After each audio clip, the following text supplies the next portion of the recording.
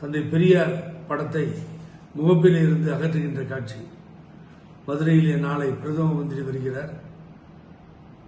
அந்த கூட்டத்திலே தந்தை பெரியாரை திராவிட இயக்கத்தினுடைய உயிர் நாடி அவருடைய படத்தை அகற்றுவதை பார்த்து இதில் நான் ஒன்றும் ஆச்சரியப்படலை. ஏன்னு கேட்டீங்கன்னா, இது ஒரு செய்தியாக பார்க்கிறோம். அவங்களுக்கு என்ன சார் பெரியாரை பற்றி தெரியும்? பழனிசாமிக்கும் கூட இருக்கவங்களுக்கும் பெரியாரை பற்றி தெரிஞ்சா ஆர்எஸ்எஸ் கூட்டத்தில் ஏன் போய் மதுரையில் முன்னாள் அமைச்சர்கள் கலந்து கொள்கிறார்கள்? நூற்றாண்டு விழா, ஆர்எஸ்எஸ் நூற்றாண்டு விழாவிலே போய் வேலுமணி என்கின்ற முன்னாள் அமைச்சர் கலந்து கொள்கிறார். தெரியாம வச்சாங்க. உங்களுக்கு பெரியார் கூட்டத்தில் இங்கே கூட்டத்திலாம் வைக்கிற மாதிரி தந்தை பெரியார் வரலாறு தெரியாதவர்கள் அவர்கள். ஆகவே அதை எடுத்து போய் முகப்பில் வச்சு ஆர்எஸ்எஸ் காரணத்துக்கு போனா இவர்கள் இந்து முன்னணி மாநாட்டிலே ஏறி ஆர்எஸ்எஸ் கொள்கைகளை முடங்கலாம்.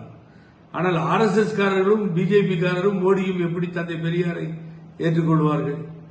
ஆகவே முகப்பில் இருந்த படத்தை அவர்கள் கழட்டி எடுப்பது கண்டனத்துக்குரியது என்றாலும் இவர்களுக்கெல்லாம் தந்தை பெரியாரையும் பேரறிஞர் அண்ணாவையும் தெரியாது. ஆகவே அதற்காக நாம் வருத்தப்பட வேண்டிய அவசியமே இல்லை. ஏன் வைத்தார்கள் என்பதுதான் ஆச்சரியமாக நாம் பார்க்க வேண்டும். அன்னைக்கு அத்திக்கடவு அவிநாசி திட்டத்தில் புரட்சி தலைவர் எம்ஜிஆர் அகற்றப்பட்டார், புரட்சி தலைவி அம்மா அகற்றப்பட்டார்கள். சென்ற மோடி வந்திருந்த கூட்டத்தில் குக்கர் பெருசா தெரியுது, பெக்கருங்க பெருசா தெரியுது. ஆனா எங்கே புரட்சி தலைவர் எம்ஜிஆர் அம்மா என்பது தெரியவே இல்லை. எங்கோ ஒரு ஓரமா சின்னதா போட்டிருந்தாங்களாம். ஆகவே தந்தை பெரியார் தான் திராவிட இயக்கத்தினுடைய உயிர் நாடி. தந்தை பெரியார் இல்லாமல் எதுவுமே இங்கே இல்லை, யாருமே இல்லை திராவிட இயக்கத்தில். தந்தை பெரியார் தலைக்காவேரி திராவிட இயக்கத்திற்கு. ஆகவே பேரறிஞர் அண்ணா அவர்கள் தந்தை பெரியாரை தனது தலைவராக ஏற்றுக்கொண்டு எப்பொழுதும் நாற்காலி காலியாக இருக்கும்.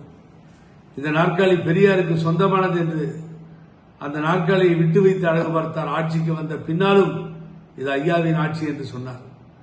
ஆகவே பேரறிஞர் அண்ணா ஆகட்டும், புரட்சி தலைவர் எம்ஜிஆர் ஆகட்டும், கலைஞர் ஆகட்டும், அம்மா புரட்சி தலைவி அம்மா ஆகட்டும், திராவிட இயக்கத்தில் வந்த, திராவிட இயக்கத்தில் ஊறிய, அந்த ரத்தம் ஓடுகின்ற அவர்களுக்கு தந்தை பெரியாரை தெரியும், புரியும்.